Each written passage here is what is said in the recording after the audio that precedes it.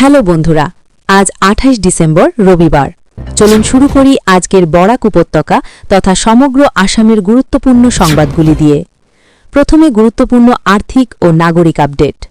আগামী 31 ডিসেম্বরের মধ্যে প্যান কার্ডের সঙ্গে আধার লিঙ্ক করা বাধ্যতামূলক।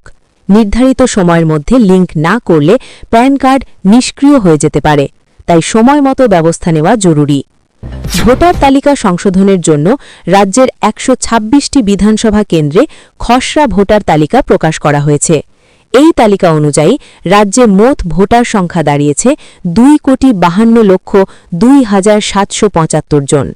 এর মধ্যে প্রায় 1.25 কোটি পুরুষ ও 1.26 কোটি মহিলা ভোটার রয়েছেন।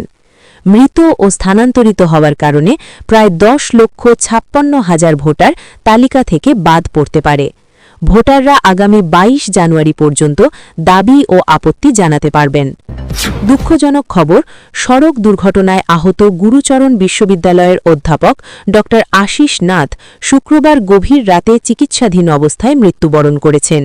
মৃত্যুকালে তার বয়স 55 বছর। তিনি স্ত্রী সোমা নাথ ও কন্যা অনুমিতা নাথকে রেখে গিয়েছেন। ধর্মনগরের প্রসেনজিৎ সরকার হত্যা মামলায় পুলিশ বড় সাফল্য অর্জন করেছে।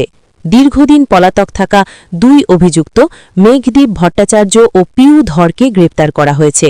এর আগে মামলায় সঙ্গীতা ভট্টাচার্য, সুস্মিতা ভট্টাচার্য ও সৌরভ ভট্টাচার্যকেও গ্রেপ্তার করা হয়েছিল। 26 ডিসেম্বর ডালগামের নেপালি বাজারে চোরাই গরুর মাংসের একটি অবৈধ বাজার ধ্বংস করা হয়েছে। অভিযানে এক কসাই ও এক গরু চোরকে আটক করা হয়েছে। অবৈধ স্থাপনা বুলডোজার দিয়ে ধ্বংস করা হয়েছে এবং আইনানুগ ব্যবস্থা গ্রহণ করা হবে। কার্বি আংলংয়ে 1.2 কোটি টাকা মূল্যের 19 কেজি আফিং এবং 40 কার্টন সন্দেহভাজন বার্মিজ সিগারেট সহ মাদক পাচারের সঙ্গে জড়িতদের গ্রেপ্তারের আশ্বাস দিয়েছেন। কেন্দ্রীয় স্বরাষ্ট্রমন্ত্রী অমিত শাহ আজ 2 দিনের সফরে অসমে আসছেন। তিনি শহীদ স্মারক, বরদোয়া প্রকল্প এবং আবাসী আয়ুক্তের কার্যালয় সহ খানাপাড়ায় বিভিন্ন অনুষ্ঠানে অংশগ্রহণ করবেন। বিধানসভা নির্বাচনের কাউন্টডাউন শুরু। অসমের মুখ্যমন্ত্রী হিমন্ত বিশ্ব শর্মা জানান, আগামী 60 দিনের মধ্যে বিধানসভা নির্বাচনের তারিখ ঘোষণা হতে পারে। রাজ্য বিজেপি সভাপতি দিলীপ শইকিয়া জানান, প্রার্থী নির্বাচনের জনসেবা ও পারফরমেন্সকেই অগ্রাধিকার দেওয়া হবে।